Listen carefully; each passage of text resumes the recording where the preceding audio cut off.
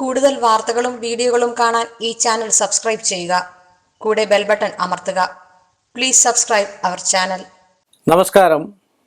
എല്ലാ മാന്യ പ്രേക്ഷകർക്കും ജ്യോതിഷ വിശ്വാസികൾക്കും ജ്യോതിഷ പ്രേമികൾക്കും ഈ എളിയ മനുഷ്യൻ്റെ എളിയ എപ്പിസോഡിലേക്ക്, ഏഷ്യ ലൈവ് ചാനലിലേക്ക് നിസ്സീമമായ സ്വാഗതം. ശിവക്ഷേത്രത്തിനെ കുറിച്ച് പല ആൾക്കാരും പല കാര്യങ്ങളും ഒരുപാട് കമൻറ്റുകൾ വന്നിട്ടുണ്ട്. ശിവനെക്കുറിച്ചുള്ള ശിവഭക്തരായിട്ടുള്ള ഓം നമഃശിവായ എപ്പോഴും ഉച്ചരിച്ച് നടക്കുന്ന, സന്ധ്യയ്ക്ക് ഓം നമഃശിവായം ജപിക്കുന്നത് ഏറ്റവും ഉത്തമമാണ്. സന്ധ്യയ്ക്ക് ഓം നമഃശിവായം ഒക്കെ ജപിച്ച് ശാന്തം പത്മാസനസ്ഥം ശശിധരമകുടം പഞ്ചവക്രം ത്രിനേത്രം ശൂലം വജ്രം ച ഖഡ്ഗം പരശുമഭയം ദക്ഷഭാഗേ വഹന്തം നാഗം പാശം ച ഗണ്ഡാം പ്രളയ ഗുദോഹം സാങ്കുശം വാമഭാഗേ സർവാലങ്കാരദീപ്ത സ്ഫടികമണിനിഭം പാർവതീശം നമാമി. അങ്ങനെയുള്ള ധ്യാനത്തോടു കൂടിയിരിക്കുന്ന ശിവഭക്തന്മാർ ഒരുപാട് നമ്മുടെ കേരളത്തിലുണ്ട്. ആ ഭക്തിമത്തായിട്ടുള്ള ആൾക്കാർ, ഒരുപാട് ആൾക്കാർ എന്നെ വിളിച്ചിട്ട് ഓവ് മുറിച്ച് കിടക്കുന്നത് ഒരു ക്ഷേത്രത്തിൽ, ശിവൻ്റെ അമ്പലത്തിൽ ചെന്ന് കഴിഞ്ഞാൽ, മഹാദേവൻ്റെ അമ്പലത്തിൽ ചെന്ന് കഴിഞ്ഞാൽ, ഒരു ശിവക്ഷേത്രത്തിൽ ചെന്ന് കഴിഞ്ഞാൽ എന്തുകൊണ്ടാണ് ഓവ് മുറിച്ച് കടക്കാൻ പാടില്ല എന്ന് പറയുന്നത്? ഭഗവാൻ ശിവന് സാങ്കല്പികമായിട്ട് 2 ഭാര്യമാരാണ്. പ്രധാനമായിട്ടുള്ള ഭാര്യയാണ് ശ്രീ പാർവതി. ആ ശ്രീ പാർവതി അണ്ടകടാഹം മൊത്തം നിറഞ്ഞു നിൽക്കുന്ന പ്രപഞ്ചശക്തിയുടെ ചൈതന്യമാണ് മഹാദേവൻ, അല്ലെ ശിവൻ എന്ന് പറയുന്ന ആളല്ലേ. ആ ശിവനിൽ നിന്നുമാണ് ഓങ്കാരം ഉണ്ടായത്, ഓം എന്ന ശബ്ദം ഉണ്ടായത്. 3 അക്ഷരങ്ങൾ ചേർന്നതാണ് ഓം എന്ന് പറഞ്ഞ ശബ്ദവീചികൾ തന്നെ അല്ലേ. ആ ഓങ്കാരത്തിൻ്റെ പൊരുൾ നമ്മൾ എത്ര ദിവസം ഇരുന്ന് പറഞ്ഞെന്ന് പറഞ്ഞാലും, ശിവപുരാണമൊക്കെ വായിച്ചാൽ, അതിനാണ് നമ്മൾ ശിവപുരാണ യജ്ഞത്തിനൊക്കെ പങ്കെടുക്കണമെന്ന് പറയുന്നത്. എത്ര നാൾ വായിച്ചാലും അധികമാവില്ല എന്നാണ് പറയുന്നത്. പരമഭക്തനായിട്ട് വായിച്ചു കഴിഞ്ഞാൽ രോഗദുരിതങ്ങളും മാറി യമനെ പോലും വെല്ലാമെന്നാണ് പറയുന്നത്. കാലനെ പോലും വെല്ലുവിളിച്ച് നമ്മുടെ ആയുസ്സും ആരോഗ്യം നീട്ടിക്കിട്ടുമെന്നാണ് പറയുന്നത്.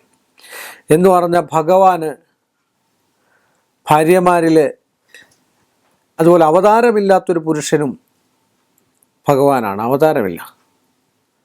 മഹാവിഷ്ണുവിന് മാത്രമാണ് അവതാര പുരുഷന്മാർ ഉണ്ടെന്ന് പറയുക അല്ലേ. മഹാവിഷ്ണുവും മറ്റുള്ള ദേവതകൾ പോലും ഉത്ഭവിച്ചിരിക്കുന്ന ഉത്ഭവം ശിവനിൽ നിന്നാണ് പറയുന്നത്. ഇതൊക്കെ നമ്മൾ അറിഞ്ഞിരിക്കേണ്ട കാര്യങ്ങളാണ്. ചെറിയ കാര്യങ്ങളാണ് ഇതൊക്കെ. അതുപോലെ തന്നെ ദേവിയിൽ നിന്ന്, ശ്രീ പാർവതിയിൽ നിന്നുമാണ് എല്ലാ ദേവിമാരും, ഭദ്ര പോലും ഉണ്ടായിരിക്കുന്നതെന്നാണ് പറയുന്നത്. അതിൻ്റെ അംശമാണെന്നാണ് പറയുന്നത്. ശ്രീ പോർക്കലി, ദുർഗ അല്ലേ, അതുപോലെ അശ്വാരൂഢ, സ്വയംവര പാർവതി, ഒരുപാട് ദുർഗ. ഓ ഹ്രീം ദും ദുർഗായേ നമ. ദും എന്ന ബീജം, ദും എന്ന മൂലം, അത് മാത്രം ജപിച്ചു കഴിഞ്ഞാൽ ദുർഗാ ഭഗവതി നമ്മുടെ മുമ്പിലുണ്ടായിരിക്കും, സംശയമില്ലാത്ത കാര്യമാണ്. മനസ്സോടുകൂടി ജപിച്ചു കഴിഞ്ഞാൽ എന്ന് പറഞ്ഞ പോലെ ഗംഗയെ പരമശിവൻ്റെ, മഹാദേവൻ്റെ ജടയിൽ ആഗിരണം ചെയ്ത് വെച്ചിരിക്കുകയാണ്. നിങ്ങൾ പരമശിവൻ്റെ ഫോട്ടോ കണ്ടിട്ടുണ്ടെങ്കിൽ നോക്കുക. ഇടത്ത് ഭാഗത്തേക്കാണ് ഗംഗ ഒഴുകുക എന്നാണ് പറയുന്നത് ഇല്ലേ. പരമശുദ്ധയായിട്ടുള്ള ഗംഗ, എല്ലാ പാപങ്ങളും, ഗംഗാ നദി തന്നെ പരമശുദ്ധമായിട്ടുള്ള ആ ഗംഗ, ആ ഗംഗയെ മുറിച്ച് കടക്കാൻ പാടില്ല. ശിവലിംഗത്തിന് കണക്കുകളുണ്ട്. ശിവലിംഗം തന്നെയാണ്. ലിംഗം എന്ന് പറഞ്ഞാൽ മഹാപ്രപഞ്ചമാണ്. പ്രപഞ്ചത്തെ എല്ലാ സത്തകളും ഉൾക്കൊണ്ട് നിൽക്കുന്ന അവസ്ഥയാണ് ഒരു ലിംഗാവസ്ഥയിൽ നിൽക്കുന്നത്. അതാണ് ലിംഗം, ശിവലിംഗം എന്ന് പറയുന്നത്. പ്രപഞ്ചശക്തികൾ മൊത്തം ഉൾക്കൊണ്ട് നിൽക്കുന്നതായിട്ടുള്ള ചൈതന്യവത്തായിട്ടുള്ള, വിളിച്ചാൽ വിളിപ്പുറത്തുള്ള ഒരു വിഗ്രഹ അല്ലെങ്കിൽ സാന്നിധ്യമാണ് ശിവലിംഗം എന്ന് പറയുന്നത്. അതിൻ്റെ മുകളിൽ കൂടെ, അതുകൊണ്ടാണ് ജലധാര നടത്തുന്നത്. ഗംഗ ഒഴുകുന്നു, അതിൻ്റെ തീർത്ഥം വന്ന ആ ഓവിലൂടാണ് നമ്മൾ കയ്യിൽ വാങ്ങിച്ച് ചുണ്ടിലേക്ക് വെക്കുകയും അത് ഉപയോഗിക്കുകയും ചെയ്യും. അപ്പോൾ അങ്ങനെയുള്ള അവിടെ മുറിച്ച് കിടക്കുന്നത് ദോഷമാണ്. അതുകൊണ്ടാണ് ശിവക്ഷേത്രത്തിൽ നമ്മൾ പ്രദക്ഷിണം വെച്ച് വരുമ്പോൾ ഒരു കാരണവശാലും ഓവ് മുറിച്ച് കിടക്കാൻ പാടില്ല എന്ന് പറയുന്നത്. അത് ദോഷത്തെ എല്ലാ ക്ഷേത്രങ്ങളിലും, ശിവൻ്റെ എല്ലാ ക്ഷേത്രങ്ങളും, എറണാകുളത്തുള്ളതാണേലും, എറണാകുളത്തപ്പനാണേലും, വൈക്കത്തപ്പനാണേലും, ആലുവയിലാണേലും, കണ്ടിയൂർ ശിവക്ഷേത്രമാണെങ്കിലും ഒരുപാട് ശിവക്ഷേത്രങ്ങൾ നമ്മളുണ്ട്. അതുപോലെ ഉമാമഹേശ്വരി ഏറ്റവും ശക്തിമത്തായിട്ട് തിരുവിതാംകൂറിലുള്ള ഒരു മഹാക്ഷേത്രമാണ്. മഹാക്ഷേത്രം കേരളത്തിൽ അങ്ങോളം ഇങ്ങോളം ഉള്ള ഏറ്റവും മഹാക്ഷേത്രമാണ് ചെങ്ങന്നൂർ ദേവക്ഷേത്രം, ശ്രീപാർവതി ഉമാമഹേശ്വര ക്ഷേത്രം. അത്ര ചൈതന്യവത്ത അവിടുത്തെ ഓവിലെ ജലമെന്ന് പറഞ്ഞു കഴിഞ്ഞാൽ തന്നെ നമ്മുടെ ശരീരവും മനസ്സും എല്ലാം ഉള്ളിൽ കിടക്കുന്ന വിഷം പോലും മാറിപ്പോകുമെന്നാണ് പറയുന്നത്. അത്ര ചൈതന്യം, അത്ര കാന്തിക ശക്തിയുള്ളൊരവസ്ഥയാണ്. ഈ ലോകത്തിൽ ഒറ്റൊരിടത്ത് മാത്രമേ ഉള്ളൂ തൃപ്പൂത്താറാട്ട് എന്ന് പറയുന്ന ഒരു സംഭവം. ആ തൃപ്പൂത്താറാട്ട് നടക്കുന്ന അമ്മ അശുദ്ധിയാകുന്നതായിട്ടുള്ള സമയമാണ് തൃപ്പൂത്താറാട്ടെന്നാണ് പറയുന്നത്. അത് കഴിഞ്ഞ് അമ്മയെ കുളിപ്പിച്ചു കൊണ്ടുവരുന്നതായിട്ടുള്ള ആ സമയം, ആ ക്ഷേത്ര അങ്കണം, ക്ഷേത്ര പരിസരം മൊത്തം ചൈതന്യവത്താകുമെന്നാണ് പറയുന്നത്.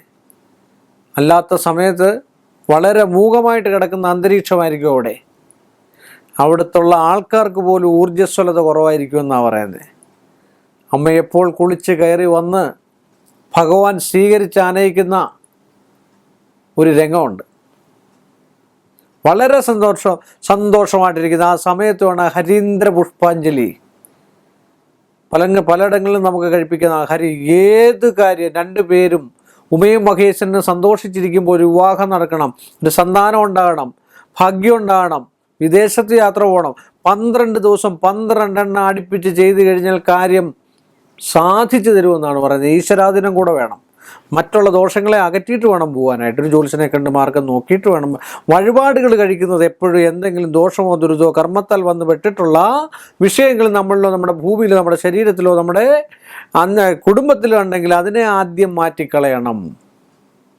എന്നിട്ട് വേണം ക്ഷേത്രത്തിലെ വഴിപാട് കഴിക്കാൻ. അല്ല കുറേ വഴിപാട് കൊണ്ട് കഴിച്ചു, ഞാൻ അത് കഴിച്ചു ഇത് കഴിച്ചു എന്ന് പറഞ്ഞിട്ട് ഒരു ബലമില്ല. തടസ്സൂടെ കിടക്കുക, പിന്നെ എങ്ങനെ ബലം ഉണ്ടാകുക?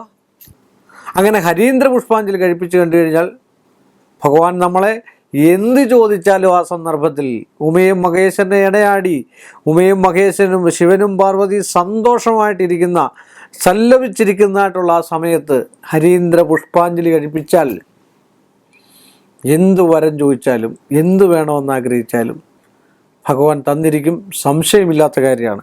അങ്ങനെ എത്രയോ മഹാക്ഷേത്രങ്ങളുണ്ട് ശിവൻ്റെ. അപ്പം ഇങ്ങനൊരു ഐതിഹ്യം, അല്ലെ ഇങ്ങനൊരു കഥ, അല്ലെ ഇങ്ങനൊരു ഇതുള്ളത് കൊണ്ടാണ്. അതിൽ വേറെ രീതിയുമുണ്ട്, എങ്കിൽ തന്നെ ഇതാണ് ഏറ്റവും പ്രാധാന്യം അർഹിക്കുന്നതായിട്ടുള്ള ഒരു കഥ എന്ന്. ഉപകഥകൾ ഒരുപാട് വേറെയുണ്ട്. അതുകൊണ്ടാണ് ഉമാമഹേശ്വരൻ്റെ അല്ലെങ്കിൽ ശിവൻ്റെ ക്ഷേത്രത്തിലെ ശിവലിംഗത്തിന് പൂർണ്ണ വലം വയ്ക്കാൻ പാടില്ല, ഓവ് മറികടക്കാൻ പാടില്ല.